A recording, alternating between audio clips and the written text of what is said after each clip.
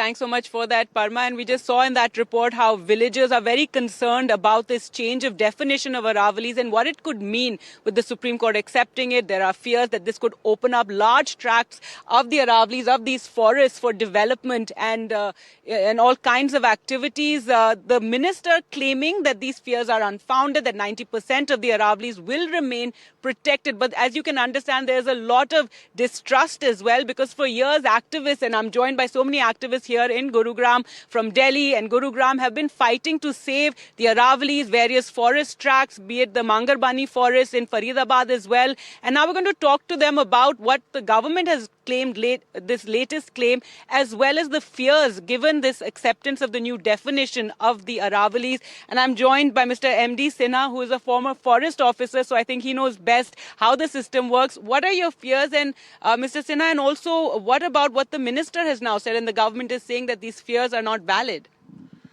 Well, without getting into any confrontation, basically there is nothing substantive in the statement of the Honorable Minister. He can lay the entire issue to rest in 1 minute by just allowing the FSI to release the data on how much area would be covered under the revised 100-meter criteria and how much was earlier coming. The FSI has already told that under the 3-degree slope criteria made by them in 2011 for the ministry itself, for submission to the court, 4 million hectares in Rajasthan were coming. So if there is not any substantive difference between the two, the entire matter will be resolved. So and that's the Forest Survey of India that we're talking about. So instead of saying rhetorical statements, I would request him to just allow the FSI to release the data. I believe an internal study has already been done, but the officers have not been allowed to release the data. And if the data by some instance has been misplaced, then the FSI has the wherewithal to come up with the new data within 2 days. Right. So activists are basically concerned that why this sort of, distinction, 100 meters high, why not protection for the entire tract? They want the entire Aravali range declared a protected area. We're also joined by Dr. Sarika, who's an activist in this region. And Dr. Sarika, your concerns, and there's a lot of distrust, and all of you have fought hard to protect areas like this. This is the Aravali Biodiversity Park that we're coming from. So see, this is very simple. The new ruling that they have said, the definition of Aravalis is 100 meters. Most of the Aravalis, so out of all the 1,17,000 hills, only 1,048 are 100 meters. That means more than 92% of them are going to be open for mining, for illegal construction, and they do not even need an approval from now on. So this is going to be a death knell for everybody. I don't know how much money these people need to make to sell the future generations oxygen, because already Haryana has the least forest cover in the country, 3.6%, according to official estimates. Unofficial may be different. They have been after the Aravalis from the time they've come into government. You will remember they made the PLPA amendment in which they were going to open up 68,000 acres of land, and which all of us protested, and the Supreme Court took a suo motu cognizance and said, no, we are going to put a stay on this. And then they went after this Aravali Biodiversity Park. They wanted to create a road through and through. We have fought the government many times, and they have had to listen and bend down to public pressure, but now they have come down with another thing, because obviously they are hand in glove with the people who are trying to construct ranges in houses and hotels inside the Aravalis, but they do not realize our oxygen is going to be compromised. Already we are living in an AQI of 700 plus.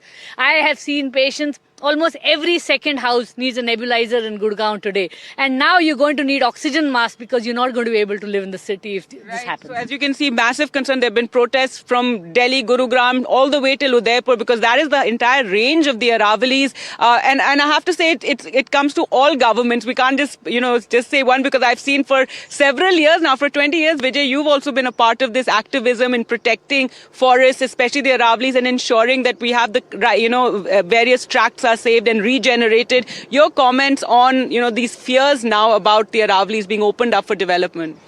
So this threat was always there for so long now.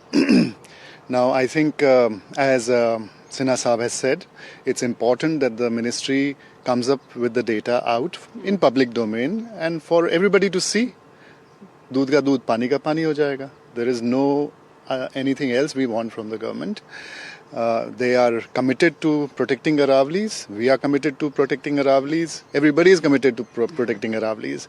So then where is the problem? There is no problem. Just come up with the data, show us the data. This is better than the earlier definition of FSI, which is 3-degree slope and 100-meter buffer. And, it will be, made to go in peace. Yeah. Right. The government says that this definition of 100 meters height is something that is has been established by the Rajasthan government since 2006, and they just want to have a uniform definition across states because there's Haryana, there's Rajasthan, various states across which the Aravali spreads. So the definition of Rajasthan is for mining purpose. Yeah, it's not defining Aravallis. For defining Aravallis, because it's not just mining, it's the real estate, which is a bigger problem in NCR.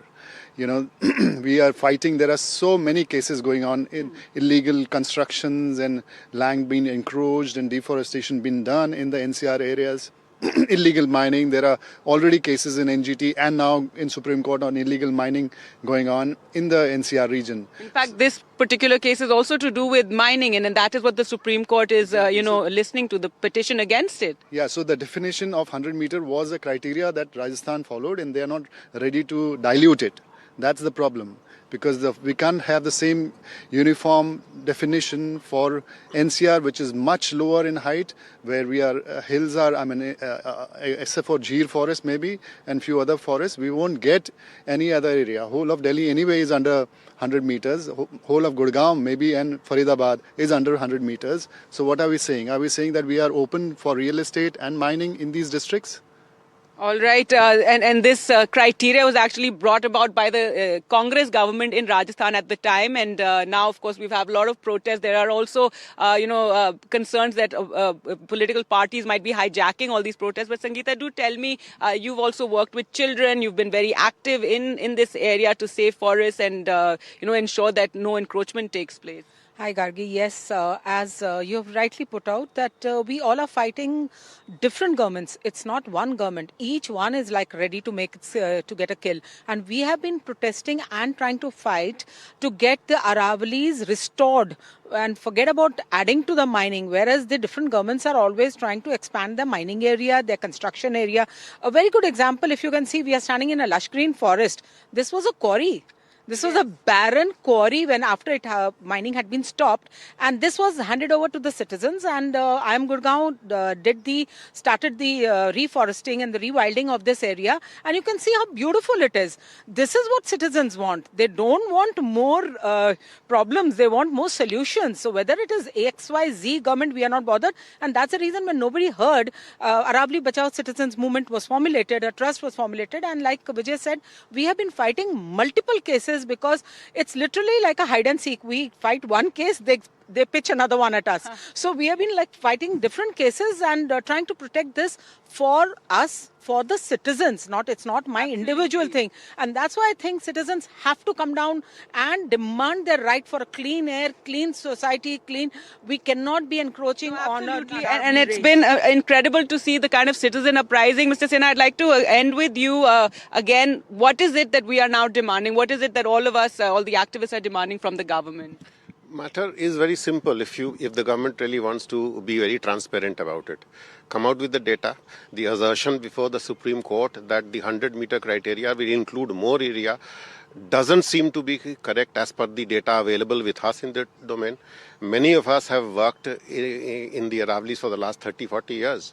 We love our country as much, and we just want to protect the environment. We want to protect the water and the air. So I would now appeal to the government to release this data, and if if their assertion is clear, then the controversy finishes. Right, and there is going to be an approach to the Supreme Court also on this?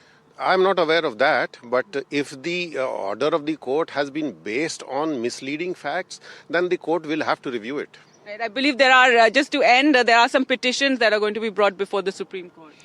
I hope so. Well, all right. Well, we'll end it there. Parmeshwar, back to you. So as you can see, there's, a lot of anger, a lot of agitation all the way, as I said, from Gurugram all the way to Udaipur. Citizens are very outraged at the thought that the Aravalis could be opened up for development. Back to you in studio.